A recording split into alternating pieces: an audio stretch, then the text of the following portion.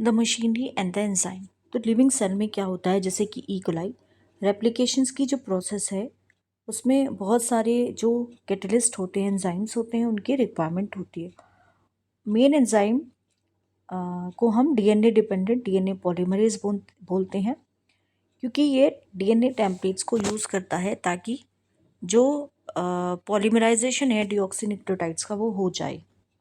सो enzymes बहुत efficient होते हैं एंड उनके पास क्या होता है, उनको कैटेलाइज करना होता है polymerisation large number of nucleotides का बहुत शॉर्ट टाइम में। ई कोलाई के पास 4.6 इंटू 10⁶ बेस पेयर होते हैं। अगर हम इसको कंपेयर करें ह्यूमन के साथ जिसका डिप्लॉयड कंटेंट होता है and it has 6.6 into 10⁹ base pair. So completes कर लेता है रेप्लिकेशन की प्रोसेस 18 मिनट्स के अंदर। इसका मतलब होता है कि जो एवरेज रेट होती है पॉलीमराइजेशन की उसको कितना होना चाहिए, 2000 बेस पेयर पर सेकेंड।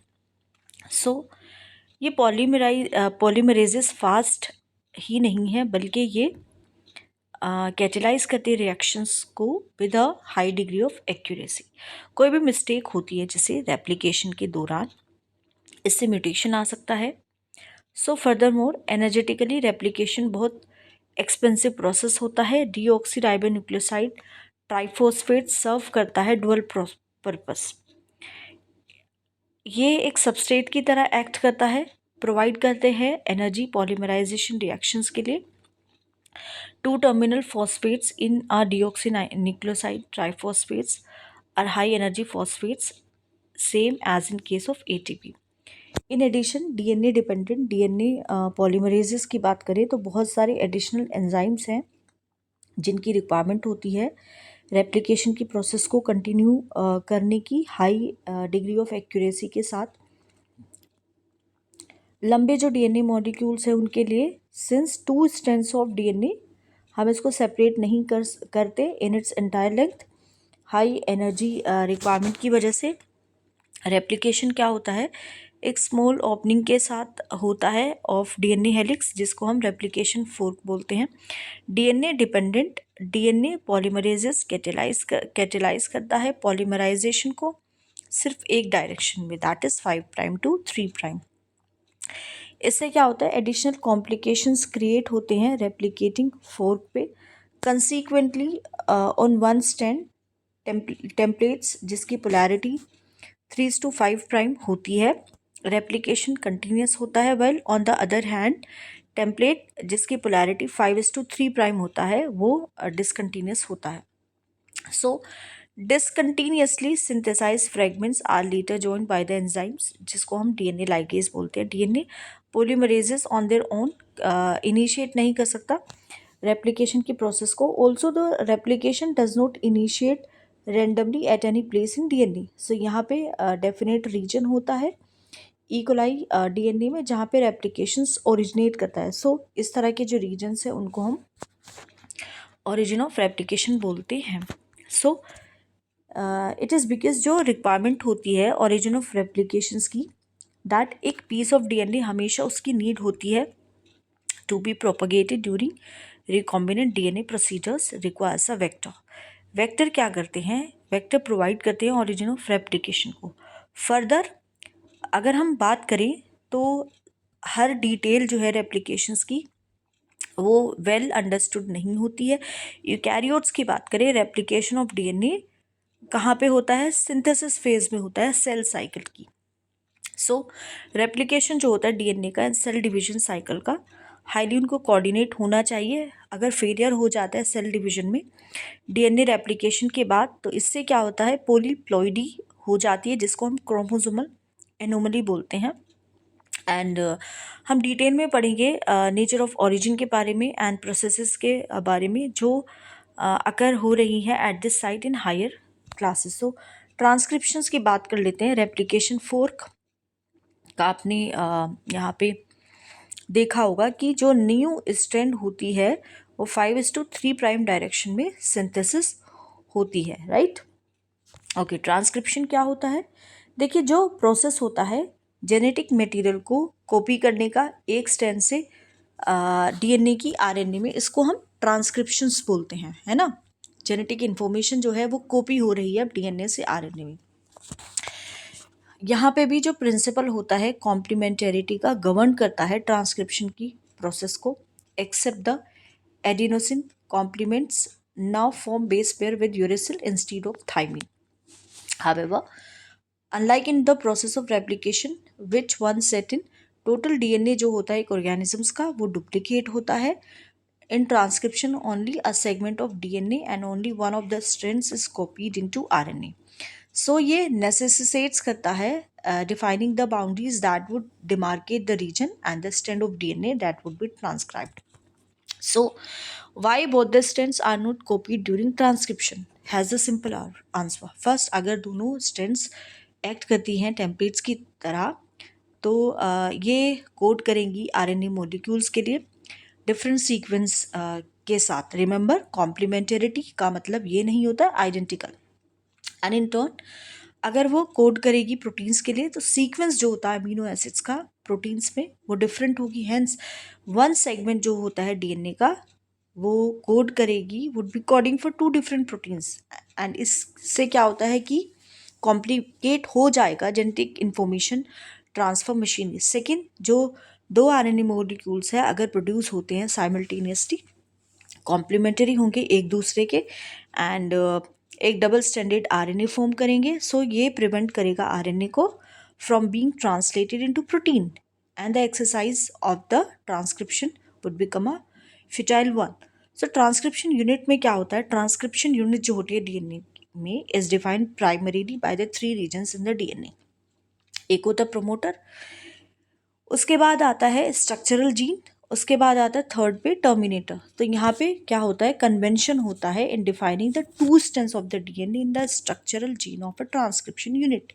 क्योंकि जो दो स्ट्रैंड्स होती हैं उनके पास ऑपोजिट पोलैरिटी होती है and DNA dependent RNA polymerase catalyse करता है पॉलीमराइजेशन सिर्फ एक डायरेक्शन में, that is 5 prime is to 3 prime. Strand जिसके पास polarity 3 prime is to 5 prime होती है वो टेम्पलेट की तरह एक्ट करती है जिसको हम टेम्पलेट स्ट्रैंड भी बोलते हैं। जो दूसरी स्ट्रैंड होती है जिसकी पोलैरिटी 5 प्राइम टू 3 प्राइम होती है and the sequence same as RNA is displace हो जाती है ट्रांसक्रिप्शन की प्रोसेस में, राइट। सो स्ट्रेंजली ये जो स्ट्रैंड है जो किसी भी चीज़ के लिए कोड नहीं करती है इसको हम क्या बोलते हैं, कोडिंग स्ट्रैंड बोलते हैं। All the reference point while defining a transcription unit is made with the coding strand। जितना भी रेफरेंस पॉइंट होता है जब हम डिफाइन करेंगे ट्रांसक्रिप्शन यूनिट को हम उसको कोडिंग स्ट्रैंड के साथ बनाएंगे। अगर हमें एक्सप्लेन करना है पॉइंट को, hypothetical sequence from a transcription unit is represented below. So जो 3:5 प्राइम की जो स्ट्रैंड होती है उसको टेम्पलेट स्ट्रैंड बोलते हैं और 5 प्राइम से 3 प्राइम जो होती है उसको कोडिंग स्ट्रैंड बोलते हैं। So can you now right the sequence of RNA transcribed from the above DNA. ठीक है, चलिए देखते हैं। ये एक स्ट्रक्चर है ट्रांसक्रिप्शन यूनिट का। जो 3 प्राइम से 5 प्राइम वाली जो आपकी टेम्पलेट है वो वहीं पे यहाँ पे क्या होगा, कॉपी होगा आरएनए में। जेनेटिक इन्फॉर्मेशन एक प्रोमोटर होगा और वो ट्रांसक्रिप्शन स्टार्ट साइट को रिप्रेजेंट करता है। Then we have structural gene, वहाँ पे टेम्पलेट स्ट्रैंड टर्मिनेटर होता है। सो प्रोमोटर की बात करें और टर्मिनेटर की, प्रोमोटर टर्मिनेटर फ्लैंक करते हैं स्ट्रक्चरल जीन को एक ट्रांसक्रिप्शन यूनिट में। प्रोमोटर कहाँ पे लोकेटेड होता है, 5 प्राइम एंड पे upstream of the structural gene. जो स्ट्रक्चरल जीन होगा उसके ये अपस्ट्रीम यहाँ पे लोकेटेड होगा, है ना। Reference is made with respect to the polarity of coding strand. हम यहाँ पे रेफरेंस कैसे बना रहे हैं, कोडिंग स्ट्रैंड की पोलैरिटी के साथ। तो यहाँ पे देख सकते हैं 5 प्राइम जो स्ट्रैंड है वहाँ पे वो लोकेटेड है आपका प्रोमोटर। सो ये एक डीएनए सीक्वेंस है that provides binding site for RNA polymerase. RNA आएगा यहाँ पे बाइंड करेगा एंड ये प्रेजेंस होते प्रोमोटर की ट्रांसक्रिप्शन यूनिट में जो डिफाइन करती है टेम्पलेट्स और कोडिंग स्ट्रैंड्स को। So by switching its position with terminator, definition of coding and template strands could be reversed. Terminator कहाँ पे लोकेटेड है, 3 प्राइम एंड पे downstream of the coding strand, coding strand के downstream end इसको हम usually define करते हैं end of the process of transcription. So यहाँ पे एडिशनल रेगुलेटरी सीक्वेंस होती है जो प्रेजेंट हो सकते हैं फर्दर अपस्ट्रीम या फिर डाउनस्ट्रीम टू द प्रोमोटर। कुछ जो प्रॉपर्टीज होती हैं इन सीक्वेंस की उसको हम डिस्कस करेंगे with the regulation of gene expression. अब बात करते हैं ट्रांसक्रिप्शन यूनिट की जीन की। सो जीन क्या डिफाइंड है, फंक्शन यूनिट होती है इनहेरिटेंस की। दो कोई एम्बिगिटी नहीं है कि जीन्स लोकेटेड है डीएनए पे। इट इज़ डिफ़िकल्ट, ये डिफ़िकल्ट हो जाता है to literally define a gene in terms of DNA sequence. DNA sequence जो कोड करता है ट्रांसफर आरएनए या फिर राइबोसोमल आरएनए मॉलिक्यूल्स के लिए also define a gene. However अगर हमें डिफाइन करना है सिस्टोन, सिस्टोन क्या होता है, एक as a segment of DNA जो कोड करता है पॉलीपेप्टाइड के लिए। स्ट्रक्चरल जीन जो होता है ट्रांसक्रिप्शन यूनिट में उसको हम मोनोसिस्टोनिक बोल सकते हैं मोस्टली यूकैरियोट्स में, या फिर वो पॉलीसिस्टोनिक होता है बैक्टीरिया या फिर प्रोकैरियोट्स में। यूकैरियोट्स में क्या होता है, मोनोसिस्टोनिक स्ट्रक्चरल जीन के पास इंटरप्टेड कोडिंग सीक्वेंसेस होते हैं।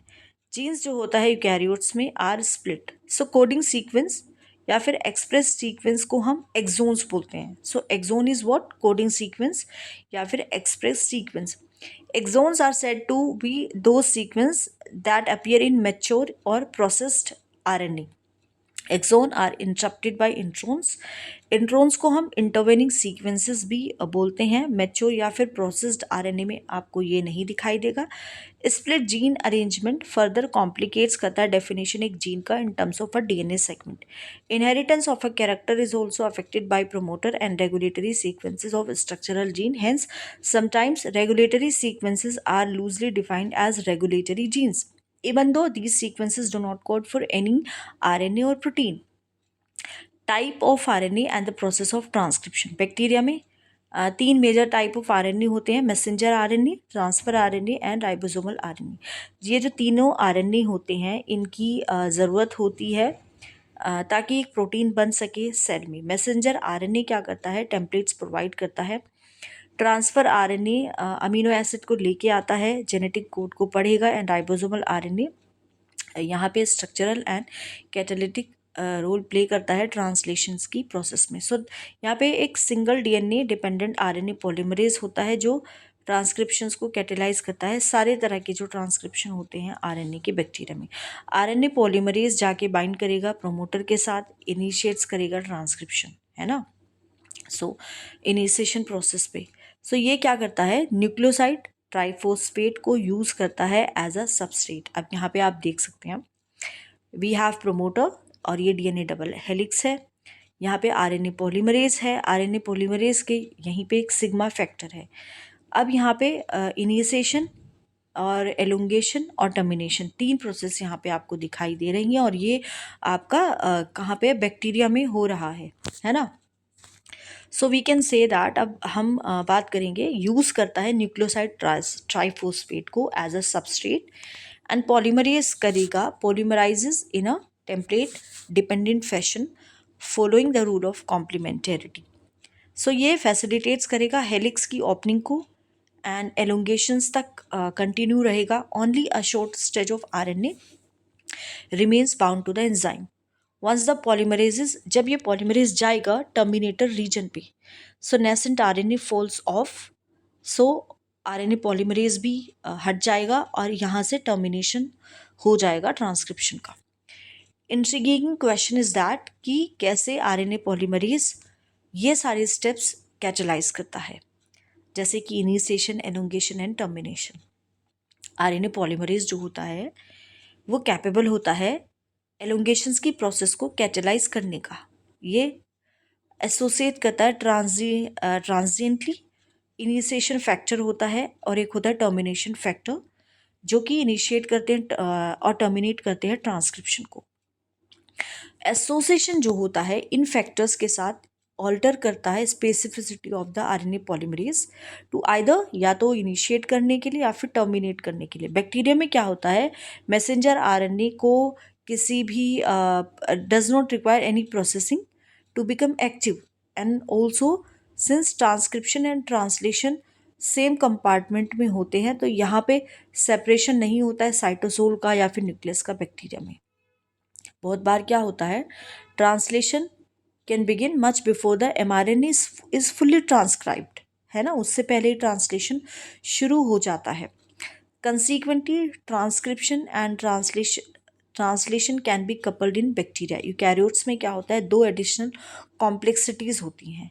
यहाँ पे एटलीस्ट 3 RNA पॉलीमरेजेस होते हैं न्यूक्लियस में, in addition to the RNA polymerase जो कि ऑर्गेनेलीज में आपको मिलेगा, और क्लियर कट डिविजन्स यहाँ पे देखने को मिलेगा लेबर का। RNA पॉलीमरेज 1 होता है जो कि ट्रांसक्राइब करता है राइबोसोमल RNA को, है ना, ribosomal RNA 20S, 18S and 5' जबकि जो RNA पॉलीमरेज 3rd होगा, it is responsible for transcription of transfer RNA 5SR RNA, SNRNA small nuclear RNA, RNA polymerase 2 transcribe करेगा precursor of mRNA heterogeneous nuclear RNA।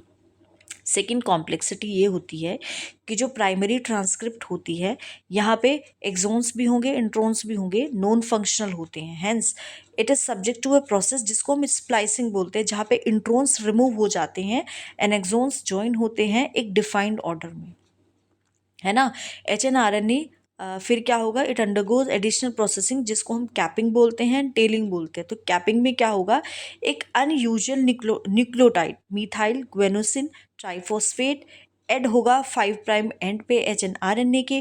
Telling में क्या होता है, adenylate residue जो कि 200 से 300 बेस पेयर होती है, ऐड हो जाती है 3' एंड पे टेम्पलेट डिपेंडेंट मैनर में। सो ये fully processed it is the fully processed HNRNA जिसको हम mRNA बोलते हैं, that is transported of the nucleus for translation. So significance जो है इतनी कॉम्प्लेक्सिटी का is now beginning to be understood. Split gene arrangement represent करता है probably ancient feature of the genome. Presence of introns is reminiscent of antiquity, and the process of splicing represents the dominance of the RNA word. Recent times में क्या होता है, जो RNA dependent processes की understanding जो हुई है उसने ज़्यादा इम्पोर्टेंस को एज्यूम किया है। सो यहाँ पे आप देखेंगे प्रोसेस जो है ट्रांसक्रिप्शंस का यूकैरियोट्स में, है ना। सो कैपिंग होगी एंड यहाँ पे RNA स्प्लाइसिंग जहाँ पे इंट्रोन्स को रिमूव करके एक्सोन्स को क्या होता है, जोड़ा जाता है आपस में। उसके बाद हम पढ़ेंगे जेनेटिक कोड के बारे में। तो रेप्लिकेशंस एंड ट्रांसक्रिप्शन के दौरान न्यूक्लिक एसिड को कॉपी किया जाता है ताकि दूसरी न्यूक्लिक एसिड को बनाया जा सके, है ना। हेंस इन प्रोसेस को हम कंसेप्चुलाइज कर सकते हैं कॉम्प्लीमेंटरिटी के बेसिस पे। ये जो प्रोसेस होती है ट्रांसलेशन की, it requires transfer genetic information का एक पॉलीमर जो है न्यूक्लियोटाइड्स का, उससे to synthesise a polymer of amino acids. Neither does any complementary exist between nucleotides and amino acid nor could be drawn theoretically. So यहाँ पे exist करता है एम्पल एविडेंसेस दो सपोर्ट करने के लिए नोशन को दैट जो भी चेंज होता है न्यूक्लिक एसिड्स में यानी कि जेनेटिक मटेरियल में, वो responsible for change in amino acids in protein. इससे क्या होता है, प्रोपोजिशंस हुआ जेनेटिक कोड का that could direct the sequence of amino acids during synthesis of proteins. So, if determining the biochemical nature of genetic material and the structure of DNA was very exciting, proposition and deciphering of the genetic code were most challenging. So, in a very true sense, if required involvement of scientists from several disciplines, physicists, organic chemists, biochemists, and geneticists, George Gamow थे, physicist थे, who argue that since यहाँ पे 4 bases होते हैं and if they have to code for 20 amino acids, code should constitute a combination of bases. So उन्होंने suggest किया that in order to code for all the 20 amino acid, code should be made up of 3 nucleotides. बहुत बड़ी bold proposition थी, because permutation combination के हिसाब से 4⁻³ is equal to 4⁻³ 4 generate करेगा 64 codon को, generating many more codons than required. So providing proof that codon एक triplet था, एक मोर डोंटिंग टास्क था। केमिकल मेथड जिसको हरगोबिंद खुराना ने डेवलप किया था, was instrumental in synthesizing RNA molecules with defined combinations of bases, homopolymers या फिर copolymers. Marshall's cell-free system for protein synthesis finally helped the code to be deciphered. Severo enzymes polynucleotide phosphorylase was also helpful in polymerizing RNA एक defined sequences के साथ template dependent manner में, जिसको हम enzymatic synthesis of RNA भी बोलते हैं. Finally chequered board for genetic code को प्रिपेयर किया गया, जो कि टेबल 5.1 में यहाँ पे प्रेजेंट किया हुआ है. So codon for the various amino acids. ठीक है, यहाँ पे ये कोडोन है. अब इस जेनेटिक कोड के कुछ सेलेंट फीचर होते हैं. कोडोन ट्रिपलेट होता है. 61 कोडोन कोड्स करता है for amino acids and 3 codons code नहीं करते किसी भी अमीनो एसिड्स के लिए, एंड हैंस ये एक स्टॉप कोडोन्स की तरह फंक्शन करते हैं. कुछ अमीनो एसिड्स होती हैं, they are coded by more than 1 codon, hence the code is degenerate. Codon को mRNA में रीड किया जाता है एक कंटीजियस फैशन में, एंड कोई भी पंक्चुएशंस यहाँ पे नहीं होती. कोड नियरली यूनिवर्सल होता है. फॉर एग्जांपल बैक्टीरिया से ह्यूमन तक ट्रिपल यू कोड करेगा फिनाइल एलिनिन के लिए. सम exceptions to this rule have been found in mitochondrial codons and in some protozoa. AUG का डुअल फंक्शंस होता है, कोड करता है मिथ्योनिन के लिए, and it also act as initiator codon. UAA, UAG, UGA stop terminator codon होते हैं.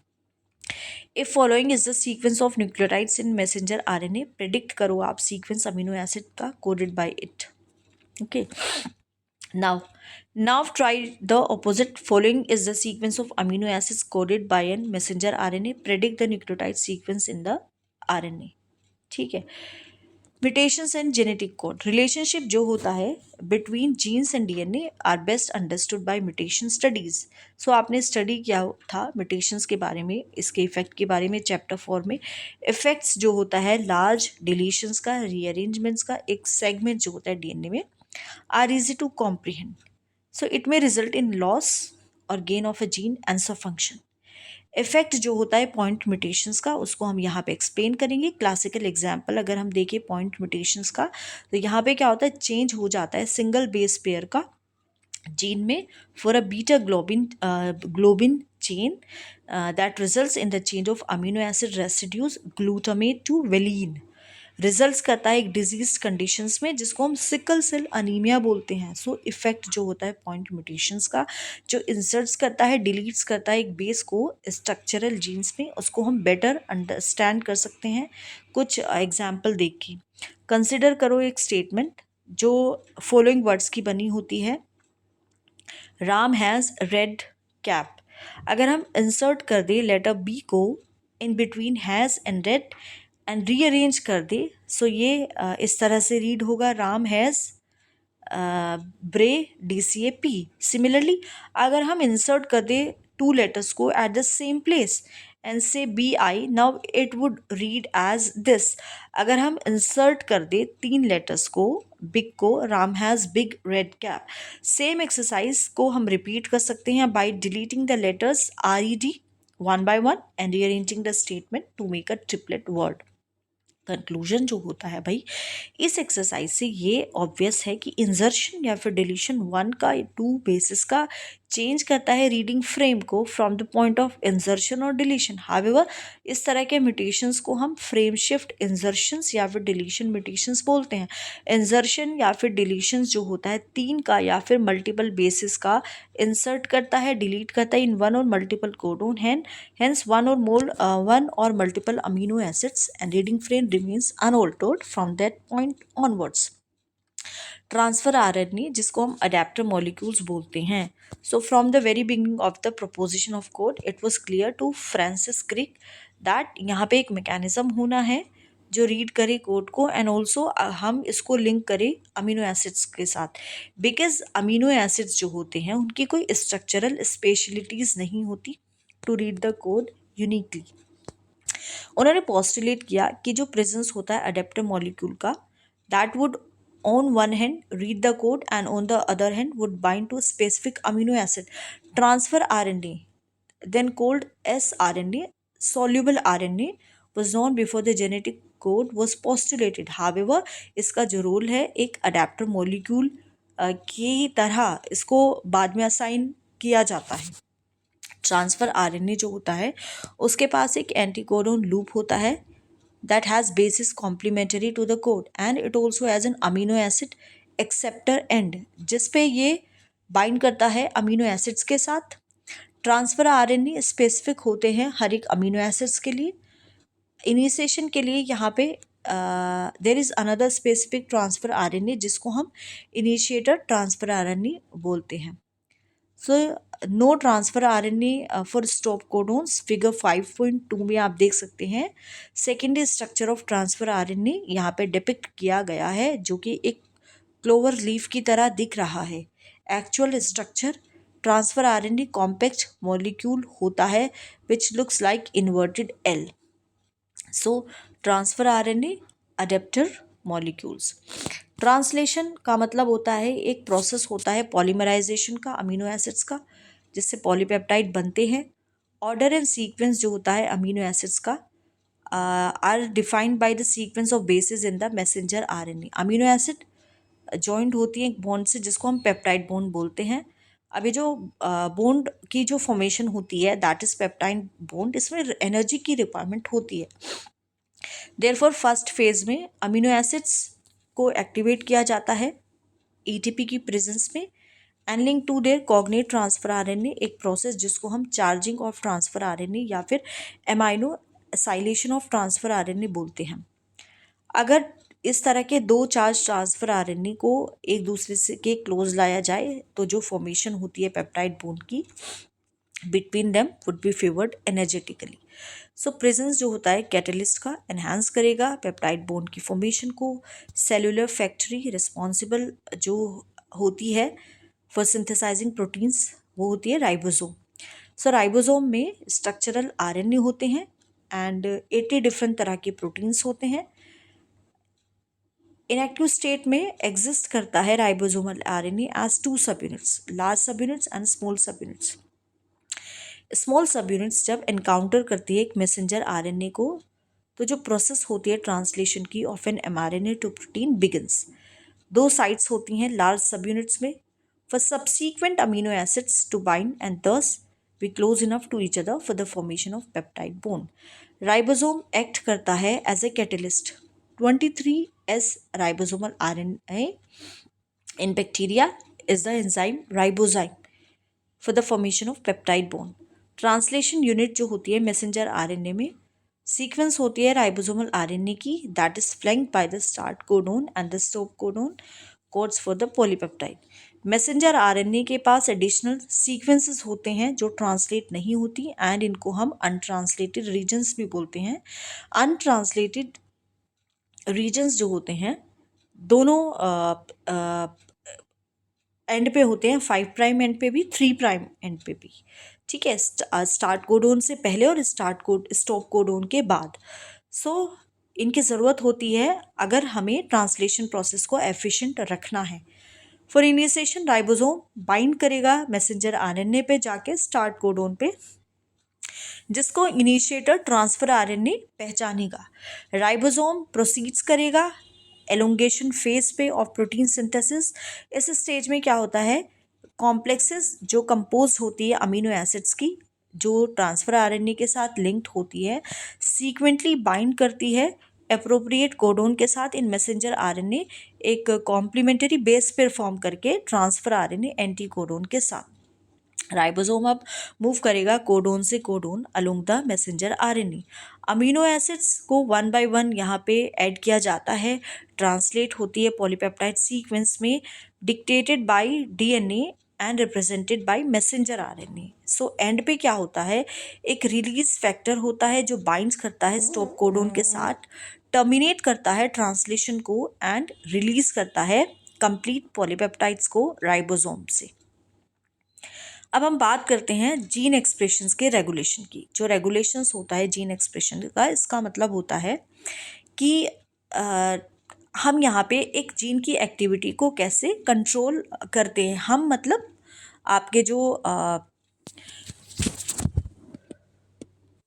हम मतलब सेलुलर प्रोसेसेस। तो अगर हम जीन एक्सप्रेशन को कंसिडर करें, रिजल्ट करता है in the formation of polypeptide.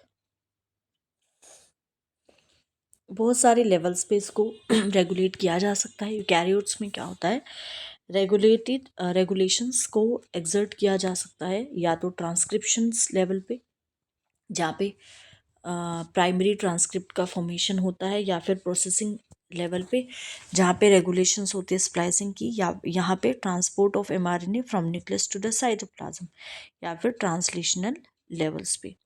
So jeans जो होते हैं सेल में are expressed to perform a particular function or a set of function. For example, अगर एक एंजाइम होता है जिसको हम बीटा गैलेक्टोसाइड्स बोलते हैं, ये सिंथेसाइज होता है इकोलाई के द्वारा, और ये कैटेलाइज करता है हाइड्रोलिसिस किसकी, disaccharides, lactose in galactose and glucose. Bacteria use करता है इनको एक एनर्जी की सोर्स की तरह। हेंस अगर बैक्टीरिया के पास लैक्टोज नहीं होगा, सो ये इसको यूटिलाइज नहीं कर पाएंगे एनर्जी की सोर्स की तरह। So they would no longer require the synthesis of the enzyme beta galactosidase. For simple term में ये मेटाबॉलिक फिजियोलॉजिकल इन्वायरमेंटल कंडीशंस होती हैं जो रेगुलेट्स करती है एक जीन के एक्सप्रेशन को। डेवलपमेंट एंड डिफरेंशिएशन एक एम्ब्रियो का अडल्ट ऑर्गेनिजम्स में, ये भी एक रिजल्ट होता है कोऑर्डिनेटेड रेगुलेशंस की वजह से। कोऑर्डिनेटेड रेगुलेशंस किसका, several sets of gene expression का। प्रोकैरियोट्स में control of the rate of transcription initiation predominant site होती है for control of gene expression. Transcription unit में एक्टिविटी होती है आरएनए पॉलीमरेज की एक प्रोमोटर पे, is in turn regulated by interaction with accessory proteins जो अफेक्ट करेंगे इसकी एबिलिटी रिकॉग्नाइज करने की स्टार्ट साइट्स को। रेगुलेशन प्रोटीन्स एक्ट करते हैं पॉजिटिवली भी, तो इनको एक्टिवेटर्स बोला जाएगा, नेगेटिवली एक्ट करते हैं रिप्रेसर बोला जाएगा। प्रोमोटर रीजन्स की जो एक्सेसिबिलिटी होती है प्रोकैरियोटिक डीएनए की, बहुत सारे केसेस में ये प्रोटीन के इंटरेक्शन से रेगुलेट होती है, जिनको हम विद सीक्वेंस, जिसको हम ऑपरेटर्स बोलते हैं। ऑपरेटर रीजन प्रोमोटर के एडजेसेंट पे होता है in most operons and in most cases the sequence of the operator bind a repressor protein. हर एक जो ऑपेरोन है इसके पास स्पेसिफिक ऑपरेटर होता है, स्पेसिफिक रिप्रेसर होता है। फॉर एग्जाम्पल जैसे lac operator is present only the lac operon and interact करता है स्पेसिफिकली लैक रिप्रेसर के साथ। लैक ऑपेरोन की बात करें, elicitation of the lac operon was also a result of close association between a geneticist Francois Jacob and a biochemist Jack Monod। First थे जिन्होंने elicit किया ट्रांसक्रिप्शनली रेगुलेटेड सिस्टम को lac operon में। Lac का मतलब होता है lactose. Polycistronic structural gene is regulated by a common promoter and regulatory jeans.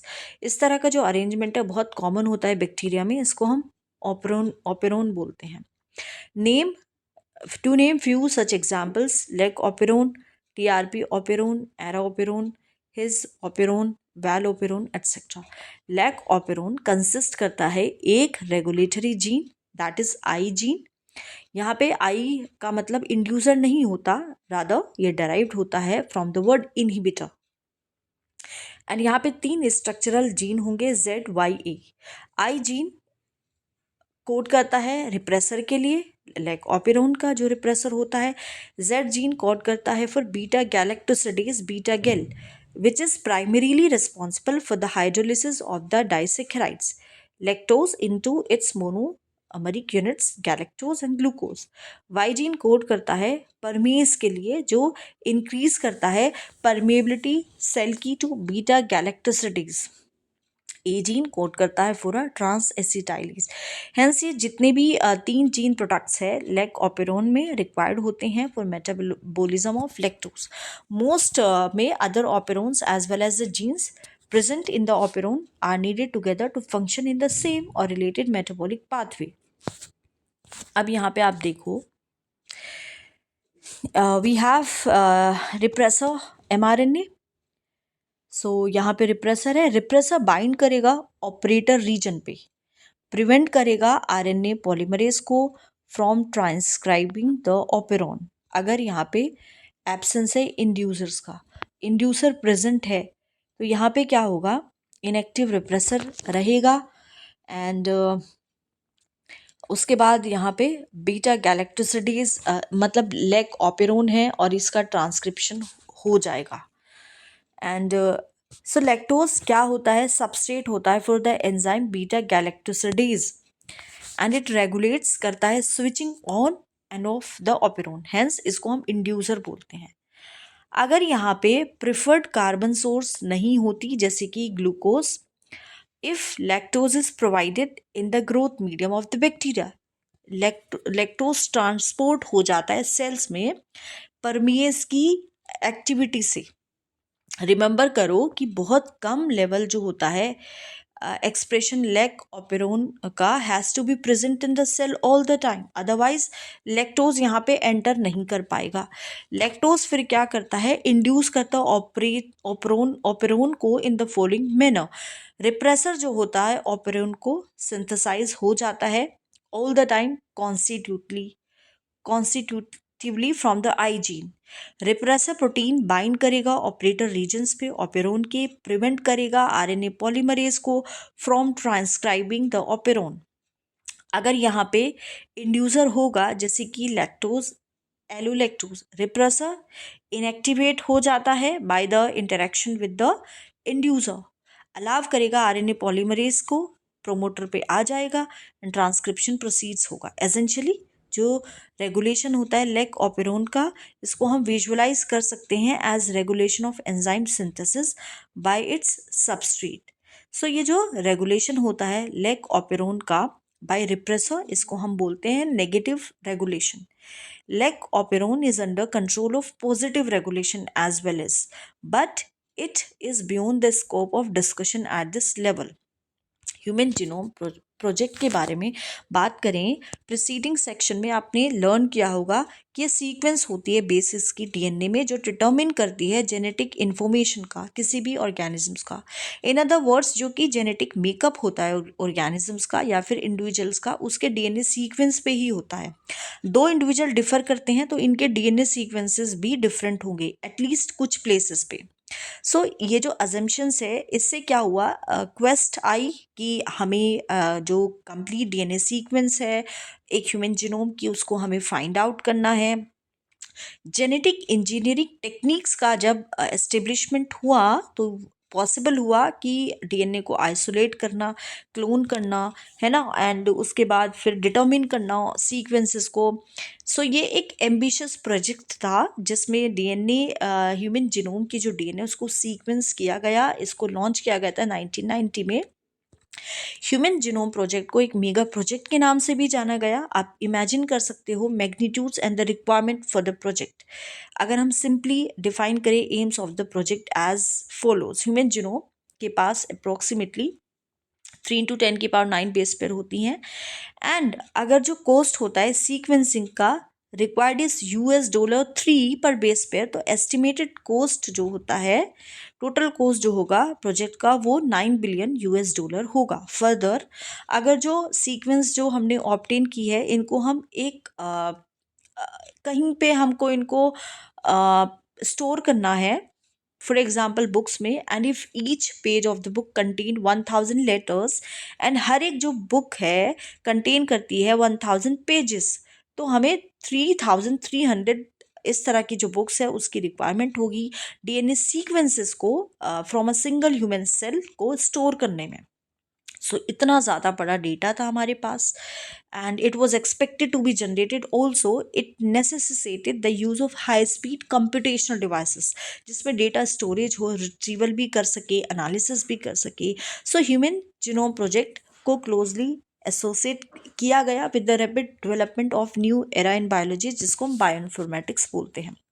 इसके कुछ गोल थे जैसे कि 25,000 जो जीन्स हैं उनको आइडेंटिफाई करना, है ना। 20,000 से 25,000 जीन्स होते हैं ह्यूमंस में, उनको आइडेंटिफाई करना। जो 3 बिलियन केमिकल बेस पेयर हैं उनके सीक्वेंस को डिटर्मिन करना। हमारे जो डीएनए है वो 3 बिलियन केमिकल बेस पेयर्स का बना होता है। डेटाबेसेस को में स्टोर करना इस इंफॉर्मेशन को, टूल्स को इम्प्रूव करना, डेटा एनालिसिस के लिए ट्रांसफ़र करना रिलेटेड टेक्नोलॉजीज़ को दूसरे सेक्टर्स में जैसे कि इंडस्ट्रीज, एड्रेस करना इसका ethical legal social issues that may arise from the project. तो human genome project 13 year project था, coordinated by the US Department of Energy and the National Institute of Health. So during the early years of the human genome project, Wellcome Trust UK एक major partner रहा। Additional contribution Japan से आए, France से आए, Germany से, China and other countries. Project को 2003 में complete किया गया। Knowledge about the effects of DNA variations among individuals can lead to revolutionary new ways, जिससे डायग्नोज किया जाएगा, बहुत सारे डिजीज को ट्रीट किया जाएगा, प्रिवेंट भी किया जाएगा। ठीक है, जो जेनेटिक जो डिजीजेस होती हैं। So besides providing clues to understanding human biology, learning about non human organisms, DNA sequence can lead to an understanding of their natural capabilities, जिसको हम बहुत सारे जो हेल्थ केयर में चैलेंजेस आते हैं उनको सॉल्व करने में यूज़ करते हैं, एग्रीकल्चर में, एनर्जी प्रोडक्शंस में, इन्वायरमेंटल रेमेडिएशंस में। बहुत सारे जो नॉन ह्यूमन मॉडल है ऑर्गेनिजम्स है, जैसे भाई बैक्टीरिया है, ईस्ट है, सेनोर हेबिटिटिस है, एक free living non pathogenic nematode होता है, Drosophila, fruit fly, plants, rice and Arabidopsis etcetera, इनको भी सीक्वेंस किया गया। सो मैथडोलॉजीज क्या थी? मेथड इन्वॉल्व करता था 2 major approaches. One approach focus करना था, आइडेंटिफाई करना था सारे जीन्स को जो एक्सप्रेस होते हैं एज ए आरएनए, जिसको हम एक्सप्रेस्ड सीक्वेंस टैग्स भी बोलते हैं। Other took the blind approach of simply sequence करना होल सेट ऑफ जीनोम को जो कंटेन कर रहा है सारे कोडिंग नॉन कोडिंग सीक्वेंस को। फिर लेटर हमें लेटर असाइन करना डिफरेंट रीजन्स को सीक्वेंस में विद फंक्शंस, जिसको हमने सीक्वेंस एनोटेशंस दिया गया एक टर्म इसको। फॉर सीक्वेंसिंग टोटल जो डीएनए था एक सेल से उसको आइसोलेट किया, कन्वर्ट किया उसको रैंडम फ्रेगमेंट्स में, छोटे छोटे साइज में तोड़ा। Recall DNA is a very long polymer and यहाँ पे टेक्निकल लिमिटेशंस है, हम नहीं सीक्वेंस कर सकते लंबे पीसेस को। फिर उसको क्लोन किया गया सूटेबल होस्ट में यूजिंग स्पेशलाइज्ड वेक्टर्स। क्लोनिंग से क्लोनिंग हुई तो एम्प्लीफिकेशंस करा गया हर एक पीस का डीएनए फ्रेगमेंट्स का, so that it subsequently could be sequence with ease. Commonly used host जो थे बैक्टीरिया थे, ईस्ट थे, वेक्टर्स थे, जिसको हमने बैक नाम से जानते हैं, bacterial artificial chromosome and YAC yeast artificial chromosome. Fragments को सीक्वेंस किया गया यूजिंग ऑटोमेटेड डीएनए सीक्वेंसर्स जो वर्क करता है on the principle of a method which was developed by Sanger. Sanger is also credited जिसने determination of amino acid sequence in proteins, इन्होंने amino acids की जो सीक्वेंस होती है प्रोटीन में उसको डिटर्मिन किया था। सीक्वेंस को अरेंज किया गया based on some overlapping regions जो उन पे प्रेजेंट थे।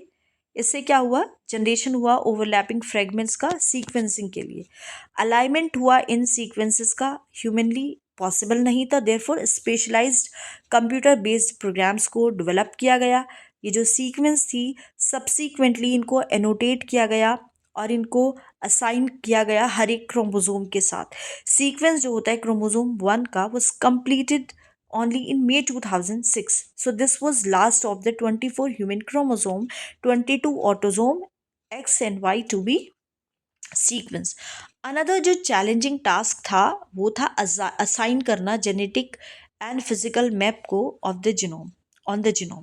So this was generated using information on polymorphism of restrictions, endonuclease recognition sites and some repetitive DNA sequence जिसको microsatellites भी बोलते हैं।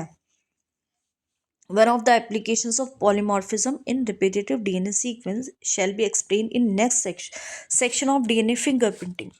कुछ सैलेंट फीचर्स थे ह्यूमन जीनोम के। ह्यूमन जीनोम कंसिस्ट करता है 3164.7 मिलियन बेस पेयर।